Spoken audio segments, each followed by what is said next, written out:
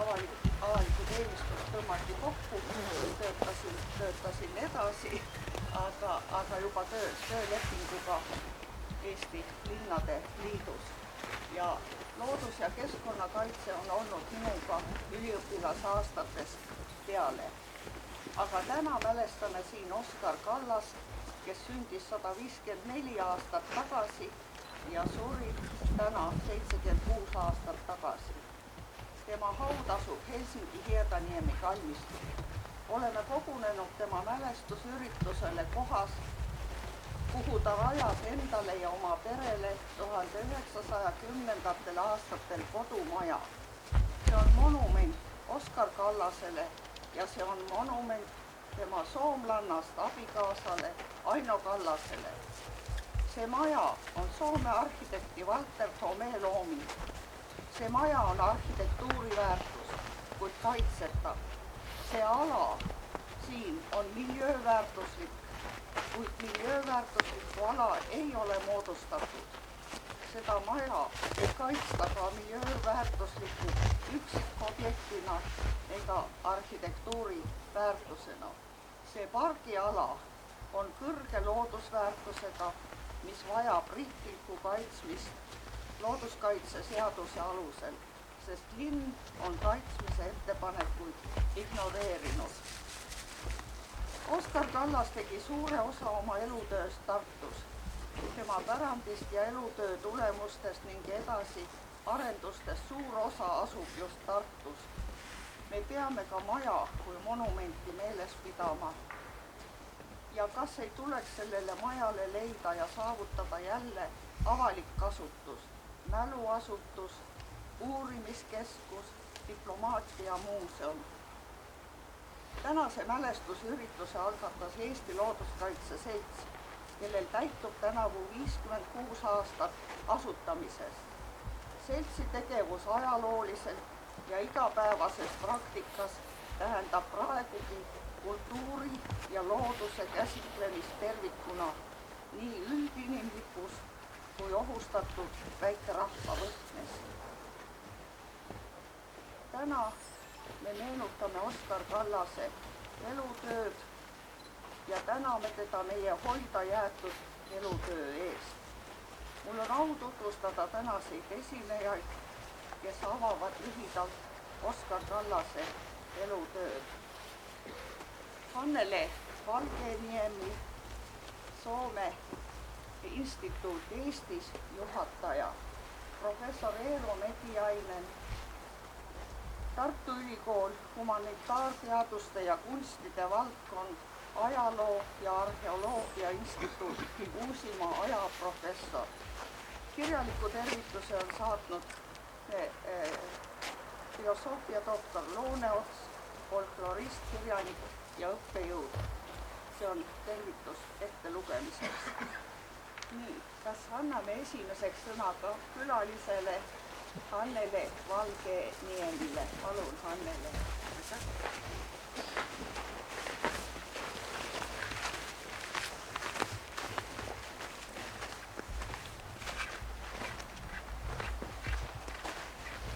Tere päevast. Mul on suur au seista siin. Ma ei tea, kas ma nüüd julgen öelda, et mul on suur rööm seista siin, kui ma vaatan seda maja. Aga igati mul on suur au soomlasena, Soome instituudi esindajana seista siin just sel päeval. Oskar Kallas on ju Eestile üli suure tähtsusega inimene, aga ta on samas ka väga oluline Soome sillarändaja ja meie kahe rahva ühendaja. Vai kas me siiski peame rääkima ühest rahvast, mis on jagunenud kaheks, et sellest võime ka arutada. Igal juhul teda teatakse ju siin ja ka Soomes. No Soomes teatakse loomulikult Aino Kallas palju paremini, Oskar Kallasest räägitakse vähem, aga Eestis ju teatakse, et ta oli ju esimene, kes eestlasest kaitses doktoritööd etnograafia alal Helsingi Ülikoolis ja teda teatakse ju Eesti esimesena saadikuna Soomes. Aga nüüd ma räägin midagi, millest võib-olla nii palju ei teata. Et tämä seos oleks voinut olla Suomeka jopa paljon varajaisemmin. Oskar Kallas oli siis 1-aastane, umpes, kui korraldattiin yksi väga suur sündmus, Eesti esimene laulupidu. Ja nagu on teada, seda külastas 2 Soome tähtistegelast tol ajal, kulttuuritegelast, härra Aspelin ja Spaan. Härrast Aspelin sai Soome muinasaja uuringute rajaja hiljem ja ta külastas Eestit ka siis pärast seda laulupidu ja kohtus ka väikse Oskari. Antekas poiss oli. Ja Aspelin, kes teadis väga hästi, et Soomes on parimad võimalused hariduse andmiseks kui tolleaegses Eestis, eriti siis omakeelse, lubas võtta 11-aastase Oskar Kallase kasvandikuks, tuntuu õige sõna. Kasvandikuks. No nii, õpin eesti keelt siis sama. Ja tuua tema õppima Soome. Isa ja vend oli asjaga juba kokku leppinud, aga tuli üks takistus. Kas arvatud, mis see võiks olla? Ema, sellised tigedad inimesed, ema ei olnud üldse nõus sellega, et tema poiks viidakse Soome. Ja lõpuks käis nii, et ta veis tema penki. Sellest haridusteest ei tollal saanud midagi. Aga saatus oli ilmselt juba paika pandud, et hiljem ta tuli siiski Soome ja siis hakkas õppima Helsingi ülikoolis ja Eesti rahvaluulest kaitses oma doktoritööd. Ja tämä õppejõu oli ka võib-olla saatuslik. Palju on saatuseid, mis saavad väiksest asjast alguse.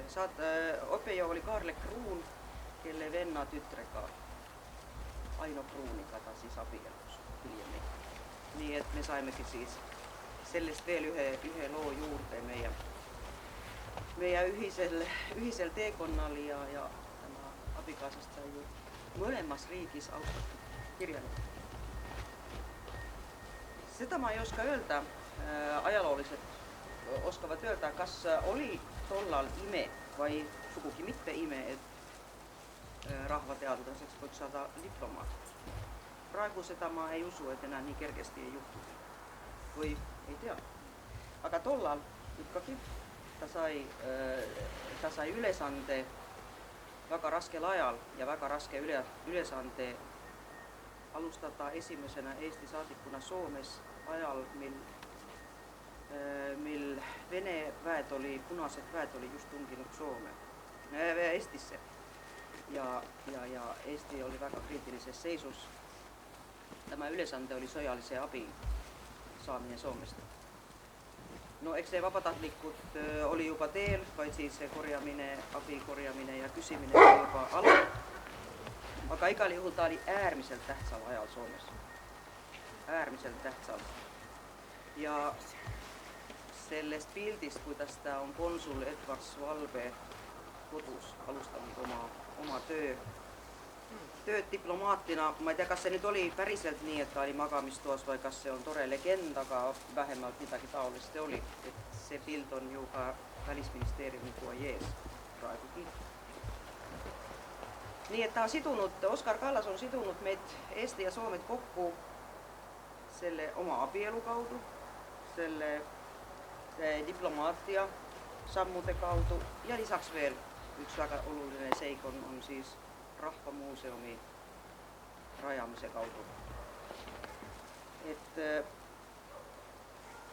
kuna ta oli õppinud Soomes, tal oli ju palju häid kontakte ja siis kogemusi Soomest ja neid oligi võimalus kasutada, kui ta rajas Eesti Rahvamuuseumit. Ja see ei ole mingi ime, et siis pärast täda esimene, kas see õige sõna on ametlik direktor, tuligi Soomest Ilmari Manninen pärast Oskar Kallast. Ja oligi siin pea 10 aastat. Nii et kui me vaatame nüüd tagasi, võib-olla, et see oli hea, et see ema oli tige ja et ta ei nii varajasti saadetu Soome. Võib-olla, et ta oleks olnud liiga, nüüd ei kasuta sõna soomestunud, vaid soomestunud. Oleks olnud tulnud liiga soomestuneks, võib-olla, et et ta nii palju ei oleks pööranud tähendust vaid siis energiat Eesti peale, võib-olla ta oleks käinud vastupidi juba, võib-olla ta oleks juba rohkem tulnud kokku, et see oleks sidunud meid rohkem juba kokku, seda me ei tea. Puietamine on tore, aga võib-olla jätame selle siiski teisele korrale.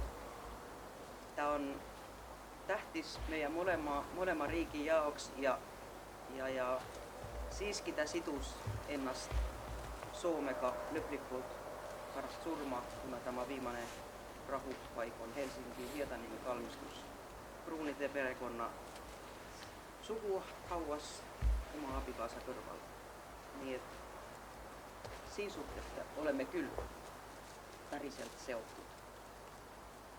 Ja see maja loodetavasti mingil moel me saame seda hõngu ja vaimu tunda.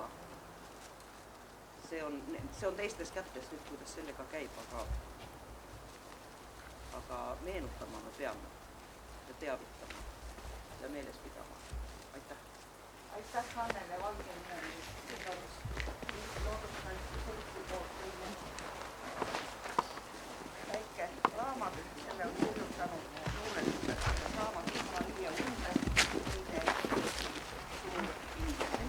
suur aitäh.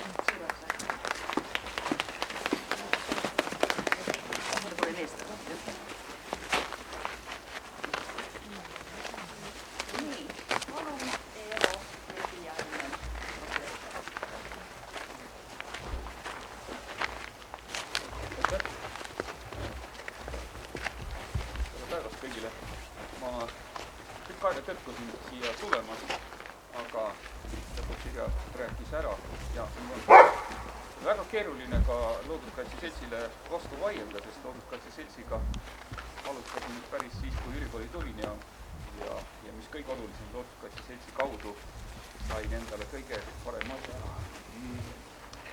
käia, sellest ei räägi, abikaasa tuli Looduskaitse Seltsi kaudu. Ja üritan kõvemini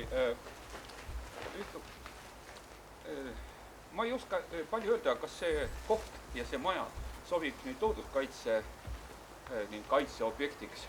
Võib-olla peaks rõhuma millelegi muule, võib-olla peaks rõhuma siin ehk hoopis selliseks muinsuskaitsele. Aga ka sellega olen hädas, et öelda, et kas see on muinsuskaitse alune asi.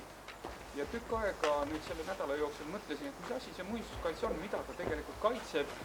Ja tundub, et see muinsuskaitse on jäänud ühe definitsiooni juurde. Kaitsta tuleb seda, mis on vähemalt 100 aastat vana ja läheb korda rohkematele inimestele kui üks. Ta on mõnedel inimestel oluline, on rohkem 100 aastat vana. Ja siis ma hakkasin mõtlema, et kuidas ka see objekt ei läheks mitte sinna alla. Ja seetõttu ka otsustasin, et räägiks mõne sõna täpselt sellest ajast, mis juhtus siis 100 aastat tagasi. Mis asi on, või 100 aastat tagasi, et kunast ta kvalifitseerub kaitse alla minemisele, näiteks muinsuskaitse alla või isegi võiks öelda pühapaikade kaitse alla. Sest mulle tundub, et see maja on päris palju sellise Eesti pühadusega, Eesti kui riigi pühadusega seotud. Kui see on kellelegi püha, siis see maja võiks ka olla. Ja kas või selle pärast, et hetkel ei räägi midagi Kallase Soomes olekuks, aga täna, täpselt 100 aastat tagasi, tänasel päeval Oskar sõitis laevaga Londoni poole. Ta ei läinud küll otse Londonisse, kohe läks kõigepealt Glasgow'sse ja Hulli ja siis Oxfordi veel enne seda, kui saadiku ametisse astus 22. aasta kevadel. Veebruaris jõudis ta saadiku kohale, enne seda oli ta viibis natuke ja harjutas keelt ja tutvus maaga, aga see juhtus täpselt 100 aastat tagasi. Aga see nüüd ei ole nii oluline, et ta just 100 aastat siit tagasi läks, aga mis on kõige olulisem ja mis nüüd Eesti riiklusega seostub minu arvates kõige paremini on see, et kas või see meie riigi nimi, Eesti, kuidas ta väljaspool kõlab, kuidas ta Londonis või Washingtonis kõlab, siis see ei olnud ju enne Kallast üldse teada, see on selge. Ja kui näiteks te mõtlete Leedu nime peale inglise keeles, siis leedulased säilitasidki oma nimes aastahe. Ja kui Eesti nüüd 1918 iseseisvaks sai, siis üheks probleemiks muidugi oli ka see, kuidas Eesti riigi nimi peaks kõlama teistes keeltes, sealhulgas muidugi kõige tähtsam inglise ja prantsuse keeles.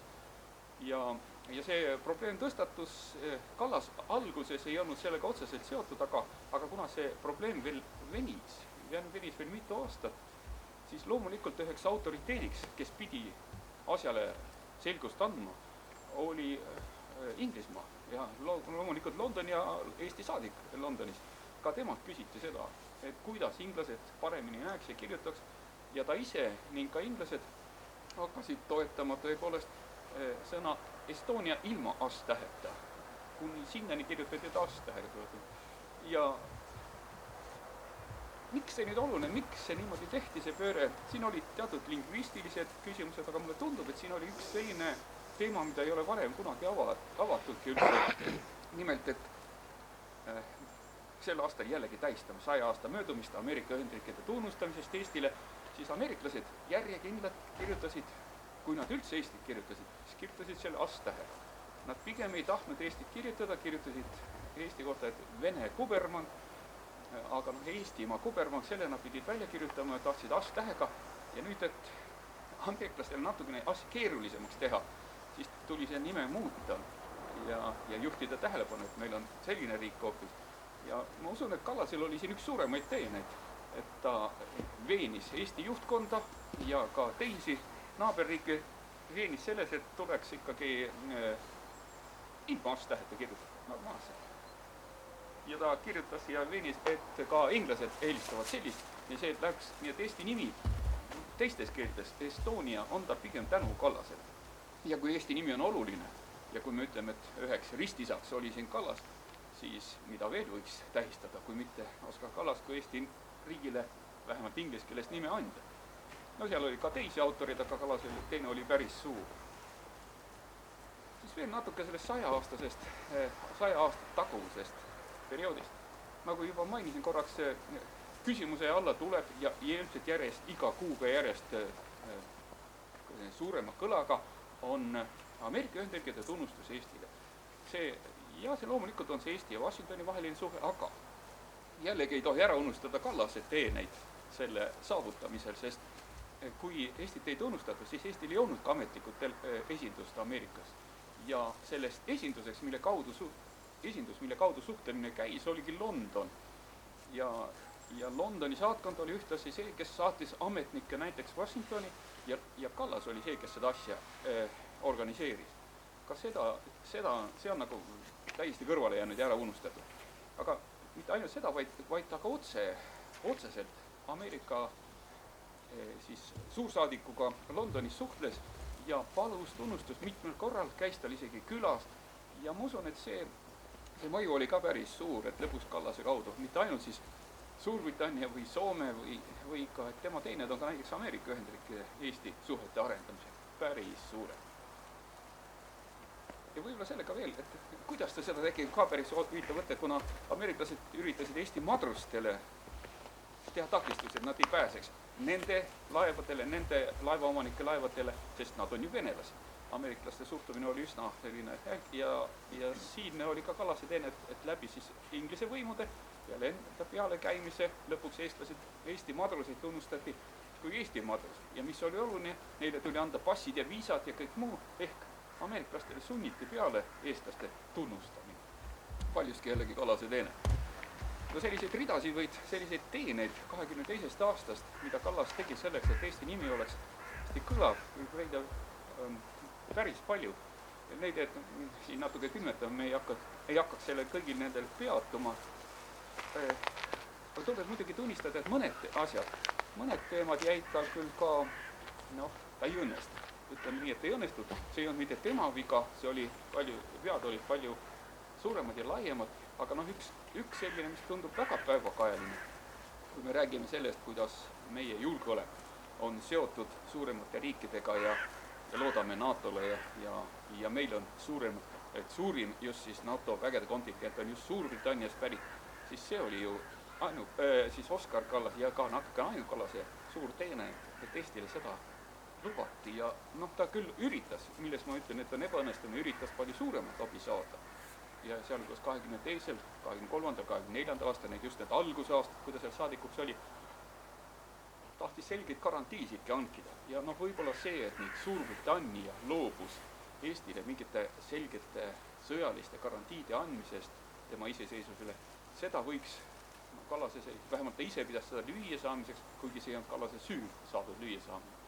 Siin on ikka väga palju süüdi see, et Suurbritannia on ikka ja jälle Euroopas kord lähemale, kord kaugemale läinud ja need 20. aasta algus ja Kallase karjääri algus ei olnud eriti soodsad lähenemise hetkel.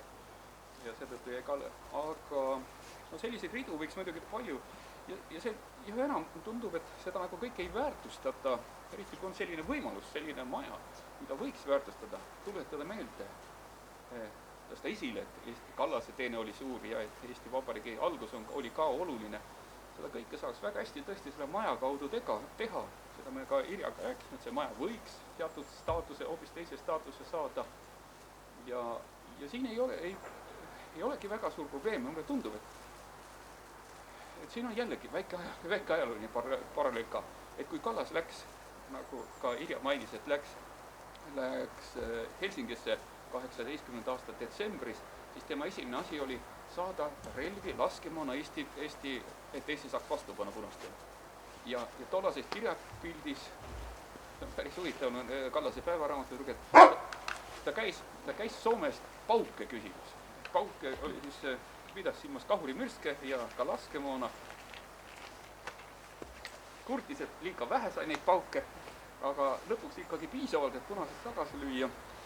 Ja nüüd hakkasin sellega seoses mõtlema, see seos tuli meelde just praegu kõneldes, et kui neid pauke, mida me praegu väga suure summa eest, 380 miljonit vist oli, nüüd hakkame ostma, ja neid pauke meile tuuakse, siis mulle tundub, et kui, ja seda võiks Eesti kaitseväele isegi nagu eesmärgiks seada, et poisid õpiksid paremini laskma, umbes 10% paremini laskma, ja mingi väike osa nendest kõigist paukudest, või 2 miljoni eest, ma arvan, et see on isegi palju, saaks isegi vähema, kui laseksid paremini, täpsemalt,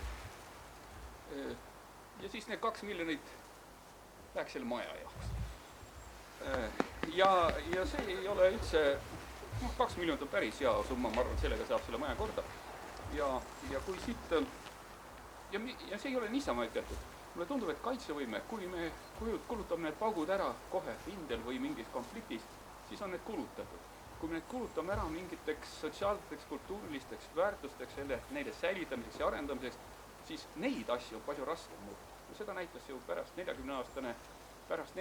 aastat juhtunud, et inimesed võid isegi künditada ja tappa mis iganes, aga kui oli sul olemas loodud kultuuriväärtus, oli keel, kirjandus, sellised objektid, siis neid kõiki hävitada nõukogude võim ei suhtnud ja tänu nendele me püsisime. Ja ma arvan, et seda me võime tähistada praegu ja võiksime püstitada uue ka sellise objekti, mida oleks väga raske kaotada ära. Kahjuks me seda ise teeme. Aitäh! Aitäh, professor! Ma soovin looduskaitse seltsi nimel tänada selle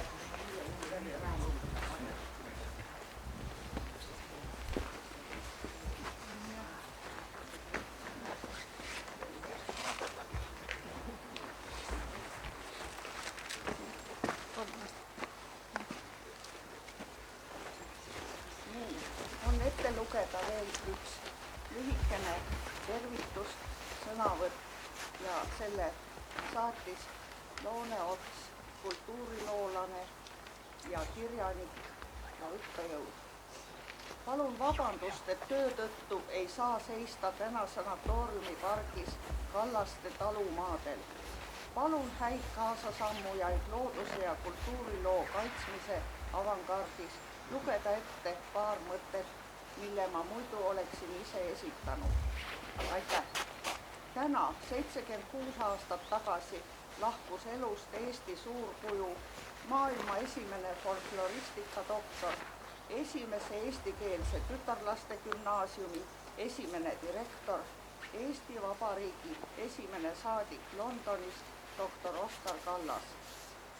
Suur mees ei olnud lahkudes enam meelemärkusel. Veidi enne ütles ta oma viimased sõnad. Ma armastan sind üle haua. Lause adressaat oli doktor Kallase abikaasa, 1930. aastal kõige tõlgitum eesti kirjanik, Soome päritolu Aino Kallas. Kuid sama lause oleks Oskar Kallas võinud öelda ka oma Tartu servas asunud talule. Talule, mille ost sai teoks tänu Oskar Kallase tahtele jääda kogu haridusest ja kogu seltskondlikust tõusust hoolimata selleks, kes olid olnud tema esivanemad ehk Eesti talupojaks. Teisalt osteti talu Aino Kallase pärandi eest, tehes küll Tartu hoiulaenuühistust aastate vältel suuri laene, et talust saaks eeskujulik Eesti majapidamine. Mitte ilusa pargiga mõis jõudeaja veetjate tarbeks, vaid tõeline talu. Perekond Kallas oli nimetanud talu iseendi järgi, Kallaste. See annab aimu, kui lähedal oli nende südameile see tükike Tartu maad. Sellesse maasse panid iseennast oma jõudu, aega ja armastust nii Oskar Kallas ise kui ka talupere, suvilised, päevatöölised ja isegi palgaline aednik, kes toimetas aias kogu talu Kallaste omandis olemise ajal. Aed, mõõtudelt pigem park, rajati hoole ja teadlikkusega. Oskar Kallas koostas isiklikult aiaplaani, millel miski polnud juhuslik. Iga rada ja iga peenar oli läbi mõeldud ja lähtus aianduse viimasest sõnast. Istutati väärispuid ja väärispõõsaid, mille hind polnud tollal sugugi odav. Aed kasvas ja võttis ilmet. Kallased ei näinud lõpptulemust. Eesti riigi nimel lahkusid nad oma talust, et istutada Eesti aeda diplomaatia uudismaal. Praeguseks on eelterendanud kuldajastust saanud raudajastu. Paradiislikust aiast on tekkimas järjekordne nutitud vaimuga paigake, mille sarnaseid on Eestis sadu ja maailmas miljardeid. Koppa ette hakkab jääma Kallaste parkki. See maa oleks justkui süüdi, et temaga on viimased kümnendid halvasti ümber käidud. Nüüd võib siis rääma lastud roheluse ära asfalteerida. Üsna pargiga sarnaselt kipub ka Eesti vaim ühtaegu rohtuma ja võsastuma. Hägustub Eesti identiteet. Valimatu ülevõtmise ja tingimusteta üleilmastumise kõrval on udu tihenemise üks põhjus kindlasti lühike mälu. Me ei tunne põhjalikult oma suuri mehi ja naisi, kuigi see peaks olema ühtaegu auvõlg ja auasi. Selle ignorantsi tõttu me justkui ei julge seista oma põlisel maakamaral täie tallaga. Selle asemel sibame kikivarvul võõraste kultuuride kannul ja heidame vabal tahtel ära iseenese isikupära. Ärme jätka sellega. Jätame alles Oskar ja Aino Kallase suurepärase algatuse. Veel enam, jätkame nende tööd. Parandame ära hoone katuse, mille leke on juba kukutanud alla suure saali lae. Anname majale, mille sarnast uusklassitsistlikku Eesti taluhäärberit teist ei ole, uue elu. Ärme vaata maja lahus pargist. Saagu mõlemad kõrgema kaitse alla nii loodus kui ka ehitis mälestisena. Au Oskar Kallasele. Tema vaim ei tohi surra. Meie vaim samuti.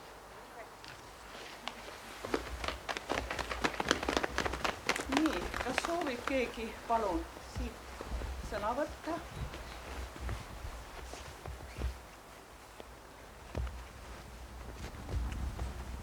Kui ei ole praegu sõnavõtte ja küsimusi, lühikesi küsimusi,